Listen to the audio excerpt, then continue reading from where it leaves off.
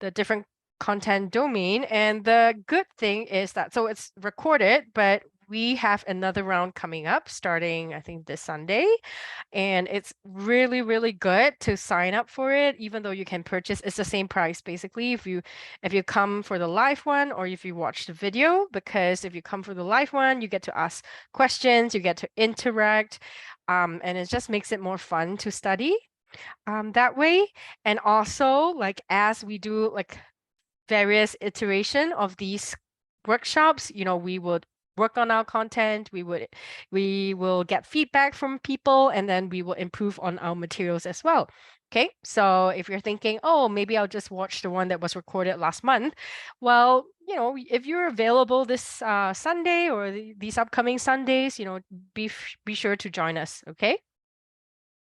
Okay, so I've got a question for the participants who are here today. How many hours per week do you think you need to spend studying for the EPPP? You can type in the chat box or you can unmute yourselves.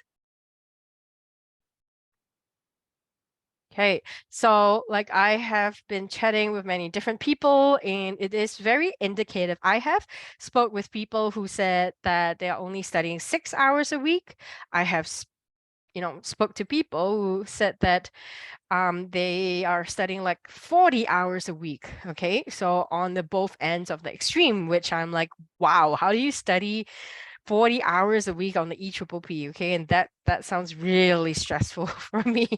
Okay.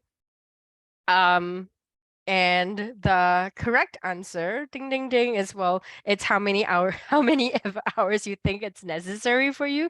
But what we recommend and what is a good gauge and what we've been hearing. So I've been looking around like different Facebook groups and different EPPP Facebook groups and different like little different social groups with different psychologists, and ask them how many hours are they spending on this EPPP, and most people say about 15 to 20 hours per week.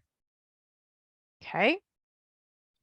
In fact, I think there was like a research paper that says like most people who pass the exam actually studied for about 400 hours, I think, in total.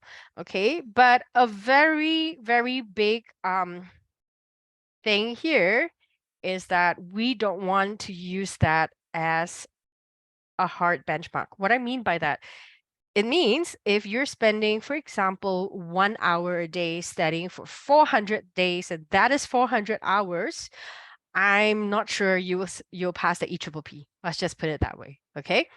Or people who spend 15, 20 hours per week studying for the EPPP, right? But some of them still don't pass the EPPP, and you're like, I'm putting in the recommended number of hours, but why am I still not able to pass this exam? Okay, and well, that's why we're going to tell you, okay, for today's workshop, we're going to talk about why it's so difficult to pass this exam. So what is the EPPP? The EPPP consists of 225 items, okay? And out of which 175 items, they have points, okay? So that means if you get it right, you get a point. If you get it wrong, you don't get points deducted, so that's okay. So you just want to attempt all the questions, but there are 50 items, okay, that are test questions. That means that they're just like testing to see that are these questions good questions for the EPPP. So they're just testing it out, and they're not they don't actually count towards your grade, and how I use this to my benefit is that when I'm doing the actual EPPP and I come across like really crazy questions, there were a few, okay, there were more than a few questions. I'm like, what is this? I've never read this, I've never heard about this. And there were a few questions I'm like, is this even a psychology question? Like, what is this about?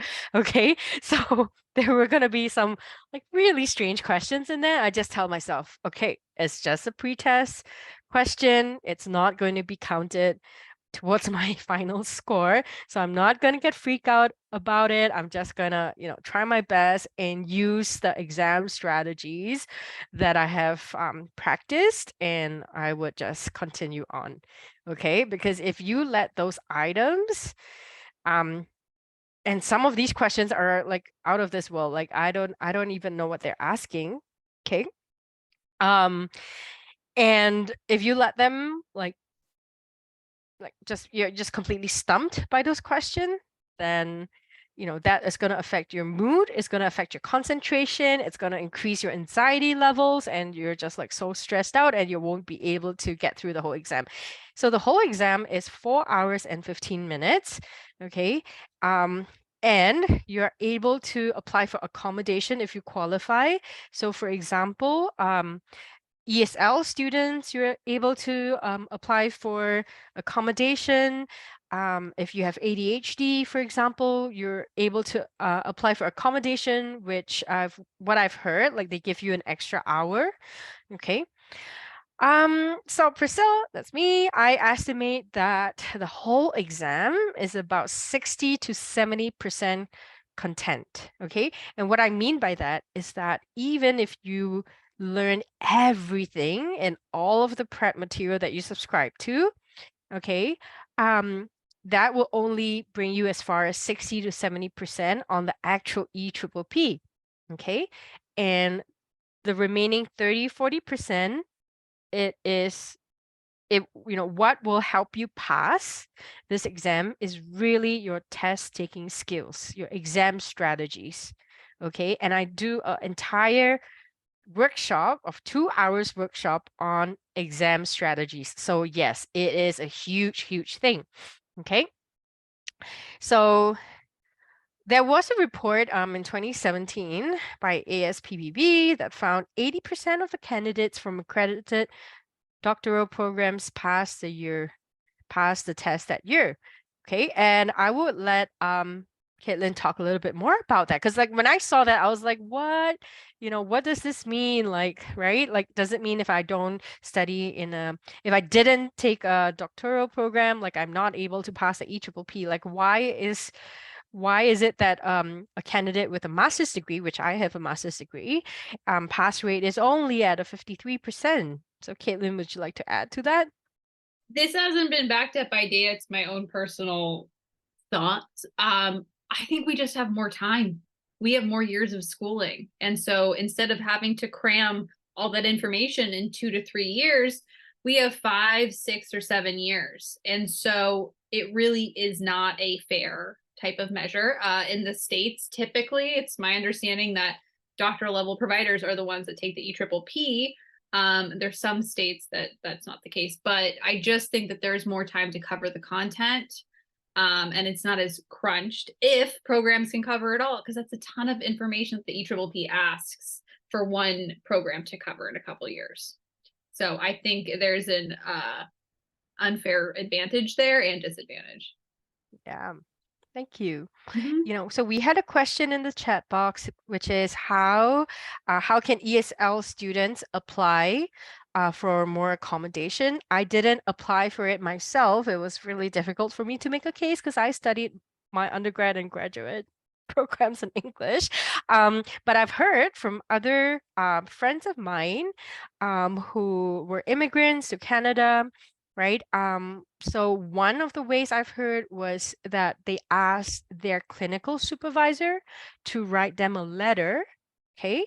And they submitted that, and as well as I think they themselves wrote a letter explaining why they should be eligible for this accommodation, and together with the clinical supervisors letter of support that they submitted to their board, and they got approved.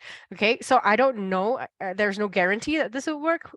Another option is to contact your board directly and ask them, right, that you have heard that ESL students are able to apply for accommodations. What do you need from me? Okay, so like maybe different people from different states or different provinces might have different requirements. Okay. Yeah.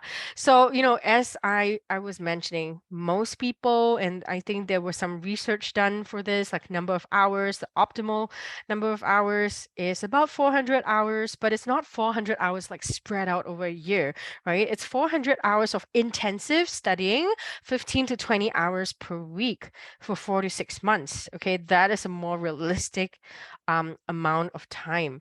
And if you're not putting in that many hours per week and for that period of time, then you're really underestimating this exam. Okay. So for myself, because I was on maternity leave and um I was going through a lot of things. And then in between, like last summer, I also did a little bit of traveling. I had to pause my studies and then resume. Like, this is not an exam that you can study for like 2 months and then, take a few weeks off a holiday and then you come back and study another month or so. It's not going to be like that, okay? It really, really requires that kind of intensity. And we're going to talk a little bit more about why, okay? Um, so there are possible other preps that you could use. Oh, I heard that there's a new, I should probably update this. I heard that there was a new name for this, but basically there is um, the PEPPP and the people. I don't know. I don't know how we call that. But so these prep um is they are mock exams and they are expired questions. Okay. And because they're all expired questions, so they're actual EPPP exam questions from like years ago, um, it is not actually a good indication of how well you would do in your actual EPPP. But what this can be really useful for is for you to get used to the test environment. So if you are someone who has a lot of test taking anxiety, you want to um, be familiar with the test environment. So you want to go to the testing center, you have to understand what is their rules, what do they expect of you, what can you bring into the room and things like that. And you want to get familiar. So this would be the best way to do it. But it's not actually a very good indication of how well you would do in your actual EPPP. Okay. But it would give you, however, an insight as to like the weird questions or the weird phrasing of the questions. So you have some like preparation beforehand that, okay, so that is how the EPPP might look like, okay? And in Alberta, Canada, you only have 3 tries to pass starting from January of 2023, right? And that is extremely, extremely stressful. So, whew, and for some people like who are attending our workshop today or attending some of our other workshops, it is because they have um already like unsuccessful ones and they're like, oh no, right? So we only have 2 more times. Okay. So I would say if you are one of them, if you are someone who have attempted the EPPP and you did not pass, then I strongly encourage you to set up an appointment with either of us to talk about, how is your preparation, what are the areas that you need more support and help with, and how we can better target the studying for this exam. Okay, and so I have this little picture at the bottom to remind me. Also, this is where I recommend everyone to start their journey, is to try the Prepjet free diagnostic exam, which has 100 questions. Okay, and for many of us, like even myself, like the first time I took that diagnostic exam, I had something like 29%. Okay, and I was in shock, right? Because we have studied psychology for so many years. And I was like, wow, 29%. I might as well just like randomly click an answer and I might, right? So it was just pretty bad, but it gave me a reality check of where I'm actually at, you know. But doing PrepJet alone is not going to help you pass this exam. And I'm going to share with you why. Okay. Okay, I've got another important question, so I'm going to answer this question before I move on. So someone asked, I heard that the real exam is easier than the practice test. Do you know if it is true? Okay, let me tell you. It is, There is a few factors. One, it depends on which study prep you go with. Okay. Two, it's also the language of the EPPP. So the actual real exam, it is easier in a way that the questions are phrased in a very straightforward manner. I feel like really straightforward, and they would use like quite simple terms. But the problem here is that when we are studying for the EPPP, we are studying all the different technical terms, right? We're studying all the different names of the theories, the person who did the research and all that. And we study for medication, we study all the different names of the different medication, different body parts and all that, right? The actual technical words. But on the actual EPPP, a lot of the questions were actually phrased in a more like even more layman way, which completely threw me off. Okay, it completely threw me off because that was not what I memorized, right? So that's why one of the tips that we are going to give you is that rote memory is not sufficient for this exam, okay? Because if you're going to memorize all the different terms, okay, and then expect to see them in the exam, you be really surprised and you be in for a root shock. You're like, this is not what I studied. So that's why sometimes you hear people, I'm giving that feedback that halfway through the exam, they thought that they were going to fail, or they have never seen like a lot of these concepts or words before, and they are like no idea what's going on, and it was so confusing. And well, I've had some experience. Well, I took the exam twice, and I feel that it is because the way they word the questions and the answers, the options, yeah, they are phrased differently from the way we study and the way we are doing the mock test in the different prep materials. Okay, I feel that that is one of the bigger factors. Okay. Okay. So there are some key dates to keep in mind. Okay. If you're rescheduling 31 days before your exam, okay, there is no charge. Okay, and what does this mean? So when I do one-on-one coaching, I always want to know like where are you, what is your goal? Okay, so if let's say you're setting a realistic timeline, it should look something like 4 to 6 months away, right? And that gives you a lot of buffer time because life happens, right? So there are people whom I know who, was studying halfway and they caught COVID, and it's the long COVID, right? So they were really, really struggling and, with their health, or with kids or with like different type of commitments. Okay, so you want to make sure you're planning ahead. Okay, and if closer to the date you realize that nope, this is not a realistic timeline, then please reschedule it. Okay.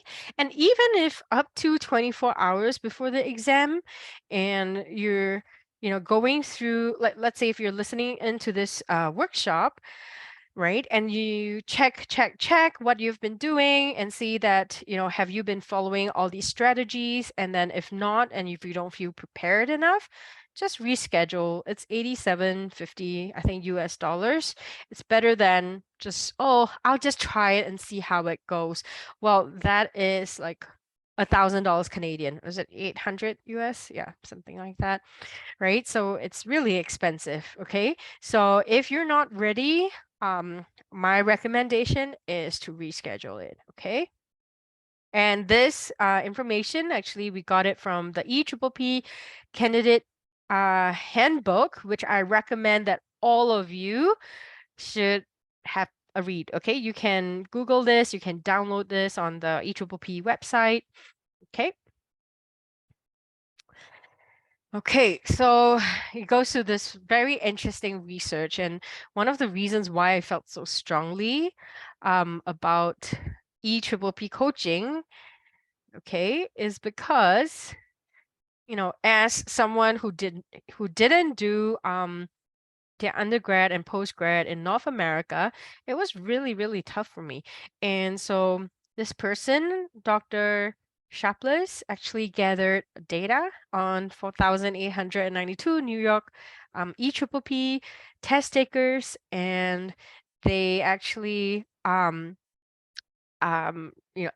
the data, and they actually found that blacks had a failure rate of 38.5%, and Hispanics had a failure rate of 35.6%, whereas whites had a failure rate of 14.07%.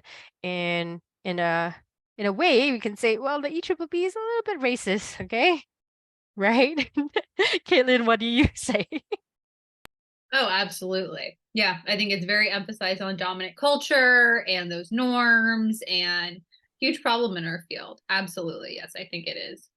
hmm Yeah, so like even when we're talking about language, like if English is not your first language, it becomes really difficult because I believe that there were a handful of questions where I really, really had to break the meaning of the words down to really understand what they are asking. Because some of the words that they use in the actual EPPP exam is not the same type of words or the terminology that they use in the study materials, right? And because the study of psychology is so broad, like there's so many things that could be covered.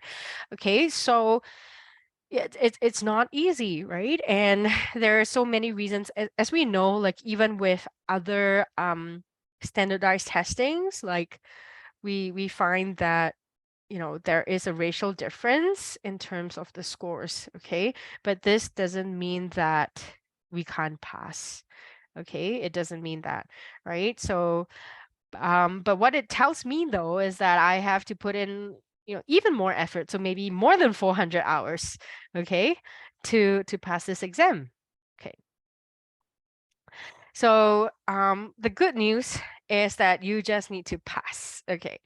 So, and this is another big hurdle that a lot of people feel, or a lot of stress comes from this, is because we feel that we start to doubt ourselves, right? We start to doubt that, oh my gosh, I can't pass this exam. Maybe I should not be a psychologist. Maybe I'm not qualified to be a psychologist.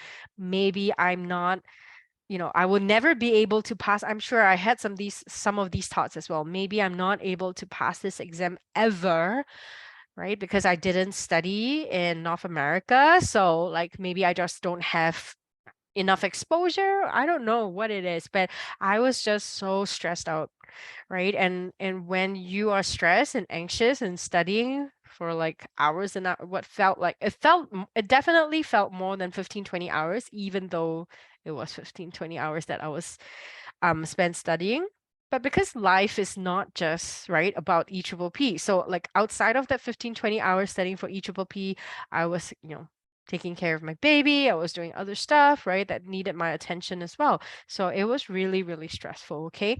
And we need to work on that negative self-talk. So if this is you, then yes, please talk to one of our EPPP coaches, or even talk to your own therapist. I know that was really helpful for me. When I asked my own therapist, I was like, oh, I'm studying this EPPP.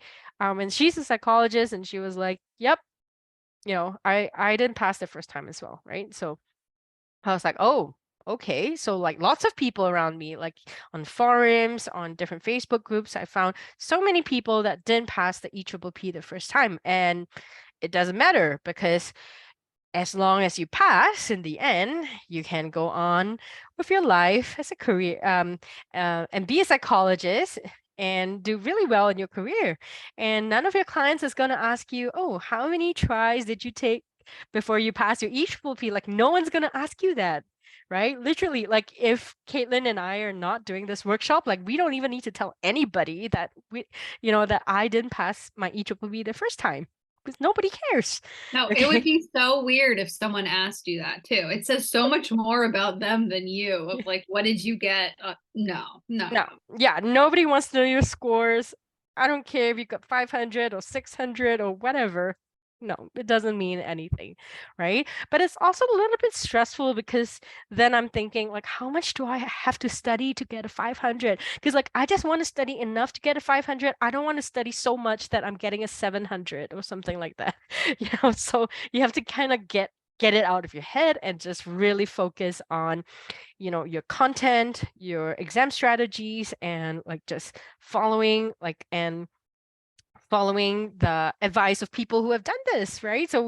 But of course, everybody's situation is unique and different, which is why, yeah, even though we have group coaching, even though we have these workshops, we still recommend the one-on-one so that you are able to figure out what you need to pass this exam.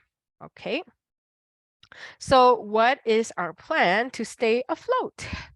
Okay, firstly, you want to set good study timeline and to set a good and reasonable goal. Okay, I'll show you the timeline in a little bit. Okay, we also need to be committed to a consistent schedule. Okay, so like I said, it's not going to be like, even though we say 400 hours, it doesn't mean 1 hour a day. Even 1 hour a day is kind of a consistent schedule, but no, that's not good enough. So a consistent schedule needs to be about like a 3 hour block of studying, I would say at least each time. And if it's like blocks of 3-4 hours a day, then we're talking about like 5 days a week. Okay. So well, some people is like, I don't have so many blocks of 3 hours that I'm able to set aside. Well, then I really encourage you to work with a coach because you need to start prioritizing and know like what are some things that I have to shift around. So for example, like some of the people that I've coached, they said, oh, like I'm in private practice, right? And as we know in private practice, like clients pay by the hour. So whenever a client were to say, oh, can we do like a Monday 10 a.m.? And even though she had blocked out that Monday 10 a.m. for EPPP study, she'd be like, oh yeah, I'll book you in for Monday 10 a.m. because that's the only time you can make it. And I think you really need it. I'm gonna book you in.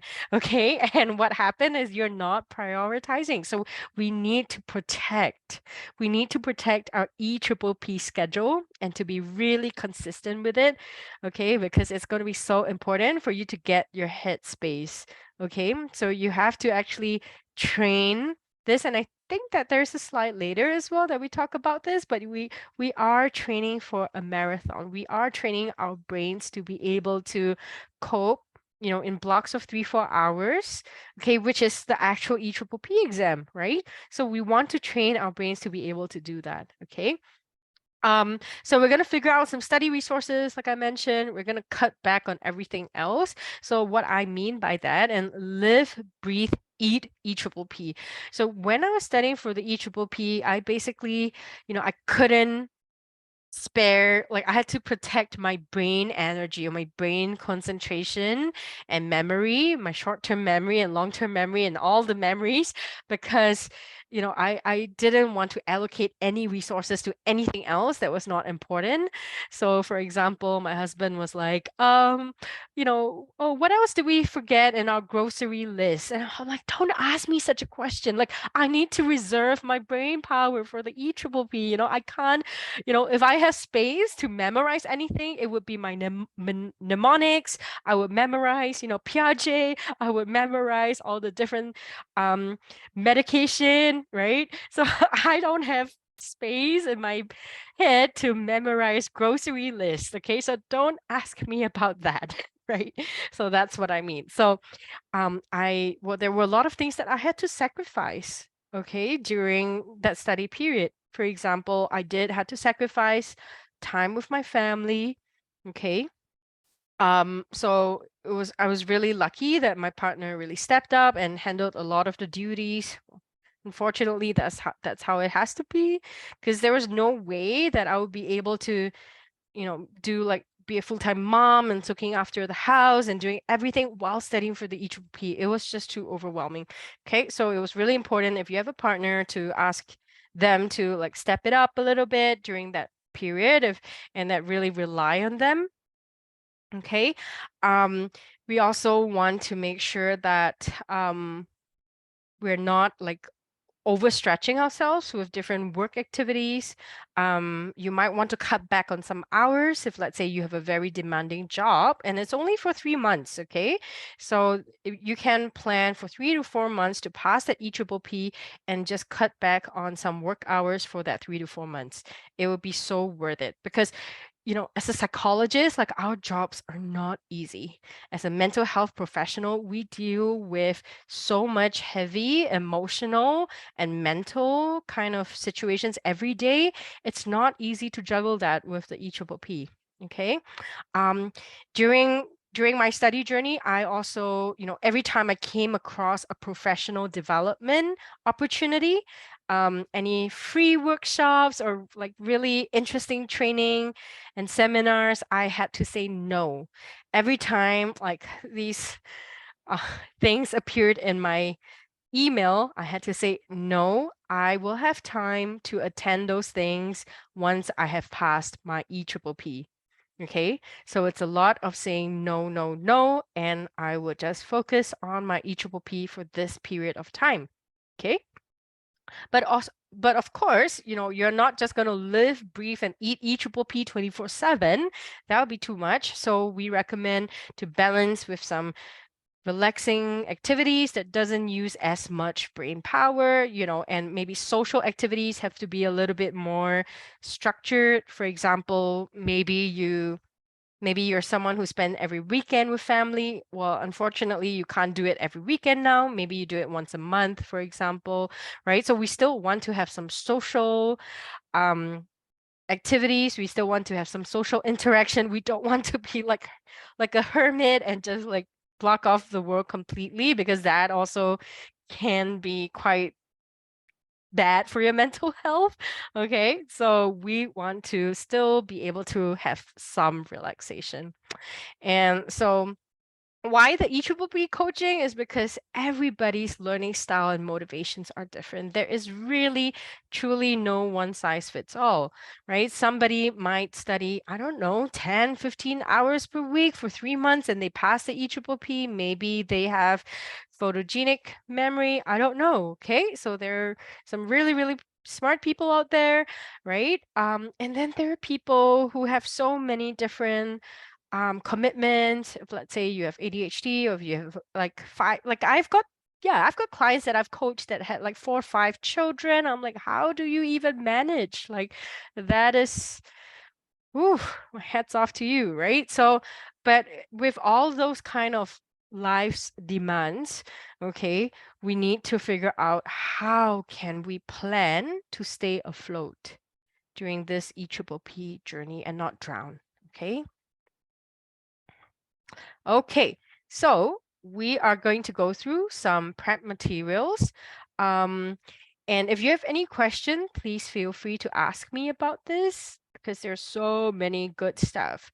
Okay, so my first big tip for you is wait for promotions. They usually have promo codes during holidays. I don't know if you've seen them. Like they have like Christmas promo code, like 20% off, or even like Thanksgiving or Father's Day. Yeah, all kinds of holiday promo codes. And it's a marketing strategy, I guess. But you know what? If you're not in a rush and you have some timeline that your timeline allows you to subscribe to them later, then go for it during the holidays so that you look out for the promo code of the subscription that you want. So the first one I'll go through is Prepjet. So like I mentioned, Prepjet already, they have a free diagnostic exam of 100 questions. So that would tell you where you're at right now if you're just starting out, okay? That would be a good wake up call that it is really difficult.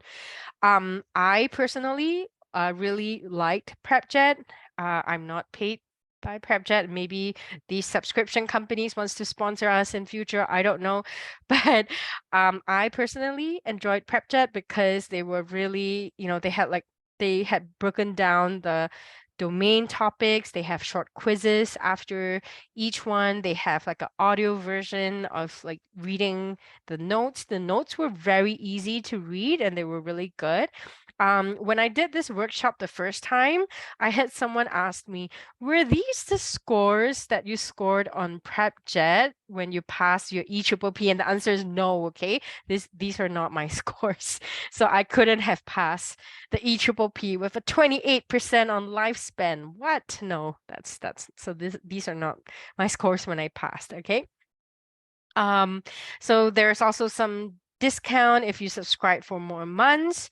And there's another pro tip here is that you can suspend your account if, let's say, you need to take time off studying. So for example, I mentioned last summer, I took 1 month off and I actually wrote into Prepjet and I said I was going on holiday. Am I able to pause my subscription? And they did. I was so thankful, right? And I believe that for most of the prep companies, they are willing to do that for you. Okay, so just suspend the account so that your subscription don't keep running, and you're able to continue. Okay, I love the website. It's really good, and they have I think 6 or 7 mock exams. They also have the option for video lectures, but I think you had to pay extra for it. I paid extra for it. On hindsight, I'm not sure how much of the video lectures really helped me. So I'm not super big fan, but it's good to have if let's say you need it. Okay. Yep, so this is the other picture.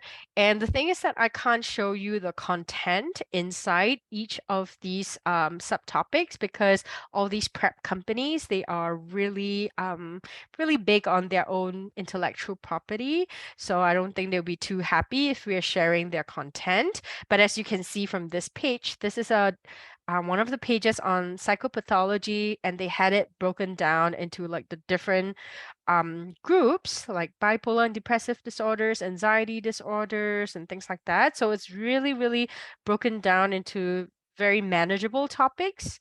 And what I did was basically I would set, for example, like I set a goal for myself. Okay, I will finish this topic by today, for example. So as long as I'm done with like bipolar and depressive disorder and I finished a quiz, which I got 4 out of 7, I guess, for this quiz, right? So then I was good. And then I just worked through each of the topics this way.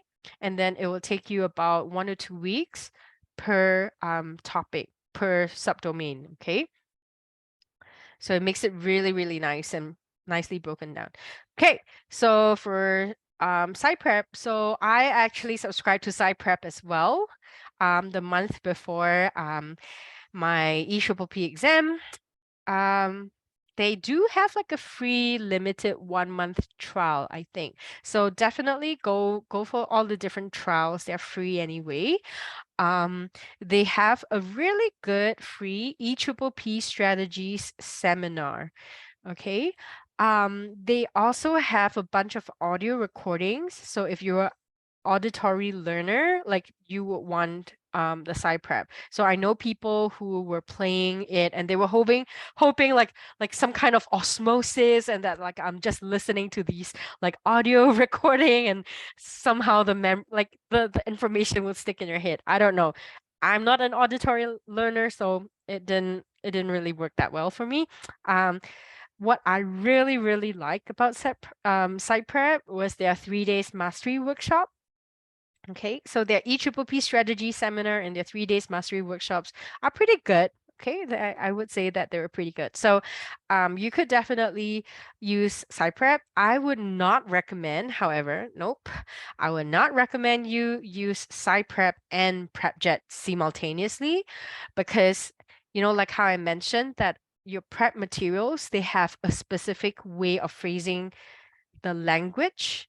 Okay, so if you're studying the content using Prepjet, okay, and even if you're really good with the Prepjet content, and then you take a PsychPrep mock exam, you would not be doing so super well in it. Okay, so That is one thing. So it really throws you off your studying.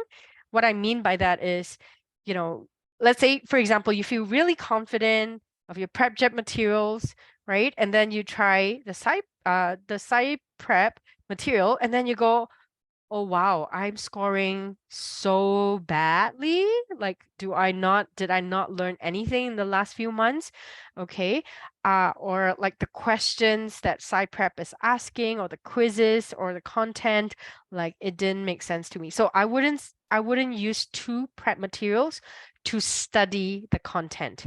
But I do recommend that you actually include at least one kind of prep for their mock exam. So what I mean by that, you could be doing Prepjet studying, and then use Prepjet mock exams and PsyPrep's mock exam, and something like that, right? Okay, I'm gonna show you a few more um options, and maybe Caitlin, you can share a little bit about ATEPS. That's the one that you use. Yes. So ATABS has my heart. It does not have my wallet. It was so expensive, but it was really comprehensive. And I understand a lot of people will say that don't love ATABS, too much information. And it is overwhelming because there's so much information and so much detail. I thought it was really helpful. So I believe I did the full package. So I got the flashcards, the books, the seminars. I didn't use the flashcards because it truly came in a box of about 400, and that was just too overwhelming for me to get through all of those. So I wouldn't recommend the flashcards. But I did think their seminars were really helpful. Everything is connected. So the seminar, what's covered in the seminar is covered in the books that you see there, is covered in the online test prep too. So I do agree that it's helpful to have something in addition to it. I think it's very, very comprehensive. And if you want detail oriented, I would go with ATABS. Thank you. Not sponsored. Wish we were, but we are not. Yeah. Yeah.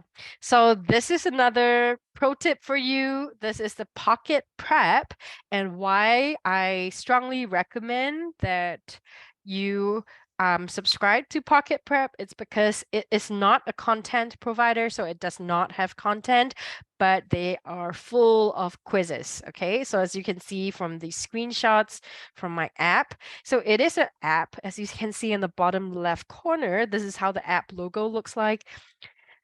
Feedback to the people of PocketPrep, it is really confusing because your app says behavioral health, but another name for it is PocketPrep. So it's really confusing, but it's the same thing. They have many different prep test banks in there. It's not only EPPP. So when you subscribe, you want to select the EPPP. It is really affordable. It's less than $50 for 3 months subscription. Okay. And the good thing about this is that you can, it's an app, you can do it on your phone, or you can log into the account after you've purchased it. You can log into the account on your computer, and you can do the quizzes on your computer as well. Okay. So it's really good. It is really bite-sized. So see in the second slide here, and this screenshot, you can select how many questions. So for example, if let's say I had a really long day, and I really, really cannot study anymore for the EPPP because I'm so, so tired, right? Then I would say, okay, let me do at least 10 questions to feel like I'm doing something. Okay. Or when I'm just, really, really tired, I'm lying on my bed, I can still be studying for the EPPP. Okay. And I really like their questions as well because they are really straightforward questions. And as I mentioned earlier, the EPPP questions are actually pretty straightforward. They're not like convoluted or confusing in any way. They're really straightforward. Okay. But it is so straightforward to the point where you're like, what are they asking? Okay. So that's why I really like the PocketPrep one. And plus it's easy in our wallets. Okay, so what I personally found most helpful out of all of these prep materials was actually the combination of Prepjet with PocketPrep. But I can imagine if, let's say, you already have like PsychPrep or AATBS, ATEPS, then you can also do it together with PocketPrep because that gives you like more questions that you can practice. So you're not getting like 100% comfortable with your prep wording, to the point where, and the actual EPPP, when the actual EPPP, on the day of the actual EPPP exam, you're like, no idea what is this because I've never seen this wording before, right? So you need, I would say, at least, one more kind of a mock exam source so that you can practice. Okay. How about free content? Well, unfortunately, I have tried to find many, many, many free content that was available for download on the internet, but a lot of them are not updated, and you need your content to be updated. I cannot stress this enough. Okay, I remember like during the EPPP, I can't remember the exact question right now, but there was this question that came up during the EPPP, the actual EPPP exam. After the exam, I came out of the place and I Googled the question, and basically I found that the question was about a research that was only published last year, so 1 year ago. And I was so shocked. I was like, what? They were asking me about research as recent as from 1 year ago. Like I don't know how often they update their content of the actual EPPP, but yeah, you cannot use outdated content. Don't rely on them if you have found that they're more than 3 years old. Okay, and the biggest clue is if they're not using the DSM-5 TR. Okay. So there are some just general good study habits that I have here. I talk a lot more about them in my exam strategies. Yeah. So I had another question. Okay, before I continue my good study habits, someone said that a lot of people combine Prepjet and AATBS. Yeah, for sure. Use whatever works. I would say that Prepjet and AATBS to me are quite similar. Like they are very heavy on the content. And what I think is more helpful is if you have different ways of memorizing. So of course, I'm going to recommend EPPPcoaching.com because during our workshops, we share like different mnemonics and different ways of memorizing the content, which neither Prepjet nor ATEPS do. Am I right to say that, Caitlin? Like Yes. ATEPS doesn't Yeah. have like mnemonics and like mind maps and things like No. that, right? No. Yeah. Yeah. So Prepjet neither, right? So I would say go with one of the main study prep, and then maybe you can have like a few other side ways of studying. For example, PocketPrep as an additional exam test bank. You can have like EPPPcoaching.com, like our workshops, our boot camps that gives you all the mnemonic stuff and all the different ways to memorize your study materials. Like I would recommend that. So yeah, that's my 2 cents. Okay. Yeah, so like I said here, mnemonics is going to be so important. And I think that I think later on in this workshop, Caitlin is going to share with you some examples of what she goes through in her boot camps. Okay. And basically Caitlin and I work just so well together because I am, someone who is like working on the strategies, on the exam techniques and things like that. And Caitlin is really strong with the content, the concepts, and coming up with like different mnemonics to memorize your study materials. Okay, so take what you need from us, whoever whom you feel that you can vibe better or feel that you'll be able to, if you feel that those are the areas you need help with, just feel free to book an appointment with us. Okay. And I also recommend to study in chunks, right? So what I mean by that is that you want to do it like blocks. So you want to study, for example, 20, 30 minutes and take a 5 minutes break. Maybe, there's this new meme, it's called touch the grass. I don't know if you've heard of it. So it's just taking a break from staring at the computer for long hours, right? So we want to go touch the grass every 20, 30 minutes studying, okay? And that is actually the pace that we're going to be training for the actual EPPP exam, which I talk more of in the exam strategy workshop. Okay. As I've mentioned, setting a consistent time, study time and space. And we want to watch our pacing when we're doing questions. I had some people tell me that, oh, the mock exams were not too difficult. They finished the mock exams in 2 hours. And I'm like, if you are finishing your mock exams in 2 hours, you're not training for the full 4 hours of EPPP exam. And if you are going for your actual EPPP exam and completing it in 2 hours, there's no way. I'd be very surprised if there was anyone who would pass the EPPP and finish it in 2 hours. Okay, so you need to watch your pacing and how you're approaching all the questions. Okay, things to watch out for. Route memory alone is not going to work, but you still need to know all the content. I was like, duh, right? But, but it would be a mistake if you think that, oh, I'm just going to memorize all the different content. I'm just going to keep repeating the content to myself. I'm just going to keep doing all the quizzes until I'm like super, super, super good with all the quizzes. So I know some people that have done that with like Prepjet or other preps, and then they just keep doing and like they just keep doing the mock exams over and over and over to the point where they're memorizing the questions. And that is actually really dangerous because you don't know if you are really understanding and remembering the content or you're just memorizing the multiple choice questions and answers. Okay. Be sure not to underestimate this exam. And don't overestimate how well you can manage. Okay. And if you say that, I'm not sure if I need an EPPP coach right now, that's fine.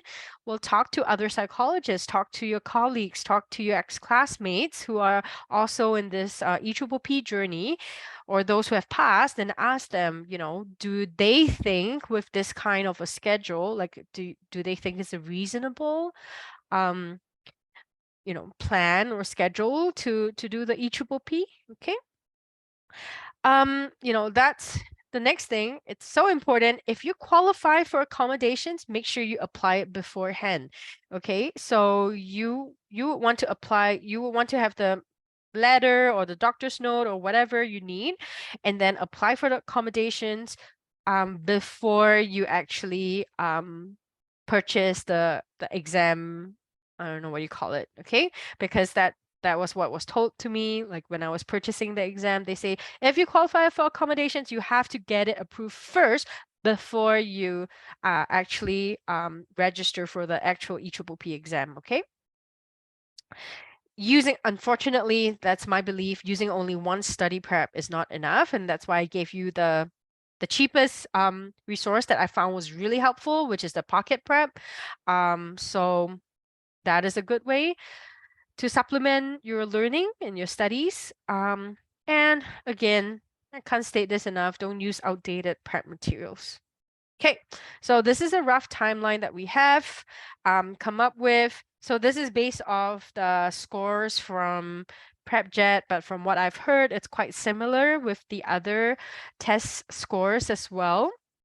So if you're studying 15, 20 hours per week for 3 to 4 months, okay, that's where we start. There's where most of us will start in our journey. And then about 1 to 2 months in that journey, you would have completed all of your content. Okay, and you're really confident about your content and you're able to attempt most of the quizzes. And when you've completed all of your content once through, your exam scores on the mock exam should be in the 50s at least. Okay. And after that, you can start another study prep for a variety of exam questions. Okay, and then 1 month before the EPPP, you should have mastered at least the big six content. Okay, and then if you have mastered the big six, and this big six is actually a concept that Prepjet came up with. I quite like it, because there are like so many different domains, but there are some domains that hold more higher percentage weightage. There are more questions in those domains. So those are the ones that you want to focus on. Okay. And then you want to schedule some coaching sessions if you need to. You want to review your exams taking strategies, and you should be at about a 70s. And then you should be focusing on your exam, doing your exam questions daily. Okay, and feeling ready. So this is a sample study plan.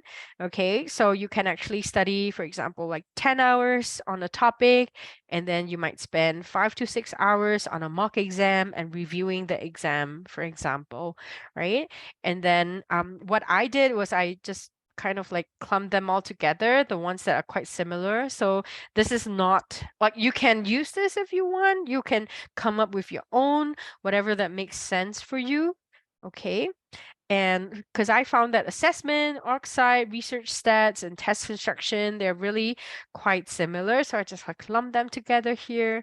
And then I did an ethics at week 7 and an ethics again at week 12 because, we just want to keep reviewing ethics. Okay. Yeah, so maybe I can let Caitlin share a little bit. Oh, so I've got another question. Mhm. Okay. Someone had a question in the chat box. When do you think it's more helpful to book coaching sessions, beginning, middle, and or throughout? That's a very big question, and I think Caitlin can share also in a bit. I would actually recommend once at the start so that you know where you're at.